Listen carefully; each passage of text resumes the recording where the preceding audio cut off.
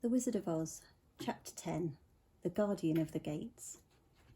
It was some time before the Cowardly Lion awakened, for he had lain among the poppies a long while, breathing in their deadly fragrance. When he did open his eyes and roll off the truck, he was very glad to find himself still alive. "I ran as fast as I could," he said, sitting down and yawning. "But the flowers were too strong for me. How did you get me out?" Then they told him of the field mice and how they had generously saved him from death, and the Cowardly Lion laughed. "I have always thought myself very big and terrible, yet such little things as flowers came near to killing me, and such small animals as mice have saved my life. How strange it all is! But comrades, what shall we do now?" "We must journey on until we find the road of yellow brick again," said Dorothy. "Then we can keep on to the Emerald City." So, the lion being fully refreshed and feeling quite himself again, they all started upon the journey. They so greatly enjoyed the walk through the soft, fresh grass that it was not long before they reached the road of yellow brick and turned again toward the Emerald City where the great Oz dwelt. The road was smooth and well paved now, and the country about was beautiful, so that the travellers rejoiced in leaving the forest far behind, and with it the many dangers they had met in its gloomy shades. Once more they could see fences built beside the road, but these were painted green. When they came to a small house, in which a farmer evidently lived, that was also painted green, they passed by several of these houses during the afternoon. Sometimes people came to the doors and looked at them as if they would like to ask questions, but no one came near them nor spoke to them because they were very much afraid of the great lion. The people were all dressed in clothing of a lovely emerald green colour and wore peaked hats like those of the Munchkins. "This must be the land of Oz," said Dorothy, "and we are surely getting near the Emerald City." "Yes," answered the Scarecrow. "Everything is green here, while in the country of the Munchkins blue was the favourite colour.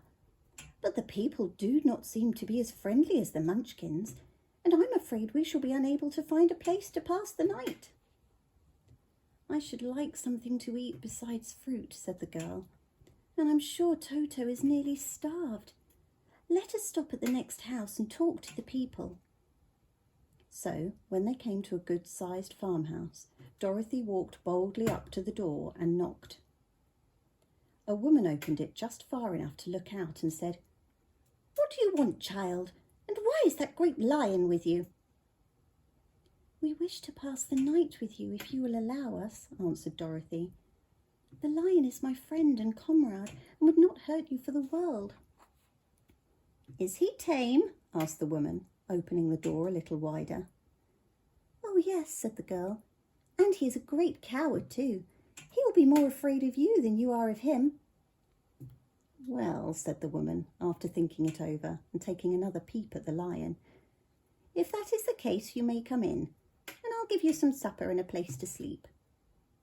So they all entered the house, where there were, besides the woman, 2 children and a man. The man had hurt his leg and was lying on the couch in a corner.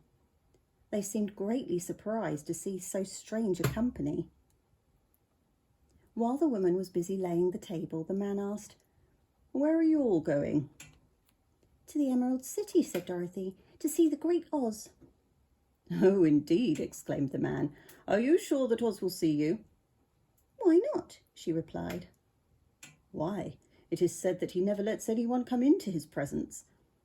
I have been to the Emerald City many times, and it is a beautiful and wonderful place, but I have never been permitted to see the great Oz, nor do I know of any living person who has seen him." "Does he never go out?" asked the Scarecrow. "Never. He sits day after day in the great throne room of his palace, and even those who wait upon him do not see him face to face." "What is he like?" asked the girl. "That is hard to tell," said the man thoughtfully. "You see, Oz is a great wizard and can take on any form he wishes, so that some say he looks like a bird, and some say he looks like an elephant, and some say he looks like a cat. To others he appears as a beautiful fairy, or a brownie, or in any other form that pleases him. But who the real Oz is when he is in his own form, no living person can tell. "That is very strange," said Dorothy. "But we must try in some way to see him, or we shall have made our journey for nothing." "Why do you wish to see Oz?" asked the man. "I want him to give me some brains," said the Scarecrow eagerly. "Oh, Oz could do that easily enough," declared the man. "He has more brains than he needs." "And I want him to give me a heart," said the Tin Woodman. "That will not trouble him," continued the man. "Oz has a large collection of hearts of all sizes and shapes." "And I want him to give me courage," said the Cowardly Lion. "Oz keeps a great pot of courage in his throne room," said the man, "which he has covered with a golden plate to keep it from running over. He will be glad to give you some." "And I want him to send me back to Kansas," said Dorothy. "Where is Kansas?" asked the man with surprise. "I don't know," replied Dorothy sorrowfully, "but it is my home and I'm sure it's somewhere." "Very likely. Well, Oz can do anything, so I suppose he will find Kansas for you. But first you must get to see him, and that will be a hard task, for the Great Wizard does not like to see anyone, and he usually has his own way. But what do you want?" he continued, speaking to Toto. Toto only wagged his tail, for, strange to say, he could not speak. The woman now called to them that supper was ready, so they gathered around the table, and Dorothy ate some delicious porridge and a dish of scrambled eggs and a plate of nice white bread, and enjoyed her meal. The lion ate some of the porridge, but did not care for it, saying it was made from oats, and oats were food for horses, not for lions. The Scarecrow and the Tin Woodman ate nothing at all. Toto ate a little of everything and was glad to get a good supper again.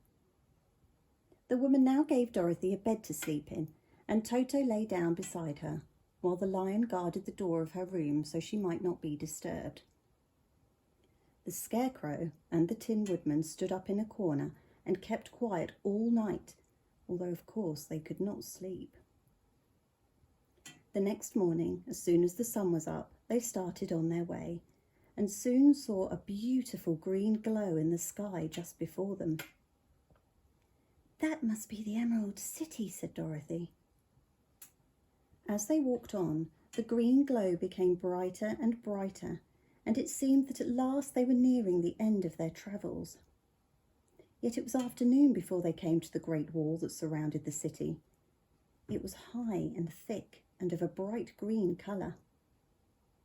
In front of them, and at the end of the road of yellow brick, was a big gate, all studded with emeralds that glittered so in the sun that even the painted eyes of the Scarecrow were dazzled by their brilliancy. There was a bell beside the gate, and Dorothy pushed the button and heard a silvery tinkle sound within.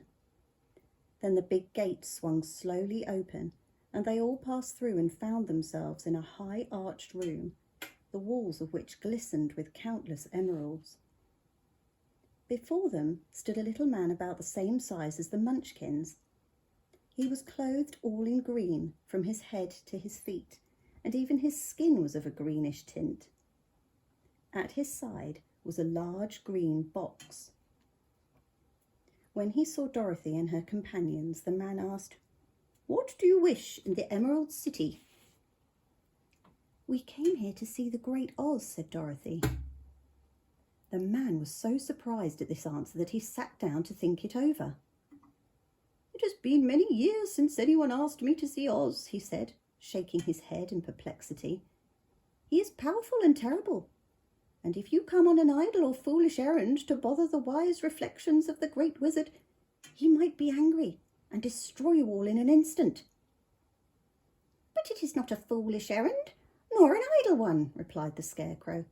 "It is important, and we have been told that Oz is a good wizard."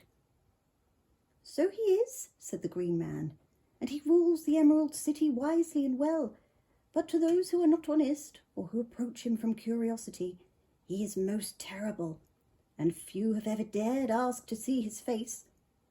I am the guardian of the gates, and since you demand to see the great Oz, I must take you to his palace. But first you must put on the spectacles." "Why?" asked Dorothy. "Because if you did not wear spectacles, the brightness and glory of the Emerald City would blind you. Even those who live in the city must wear spectacles night and day. They are all locked on, for Oz so ordered it when the city was first built, and I have the only key that will unlock them." He opened the big box, and Dorothy saw that it was filled with spectacles of every size and shape. All of them had green glass in them. The guardian of the gates found a pair that would just fit Dorothy and put them over her eyes. There were 2 golden bands fastened to them that passed around the back of her head, where they were locked together by a little key that was at the end of a chain the guardian of the gates wore around his neck.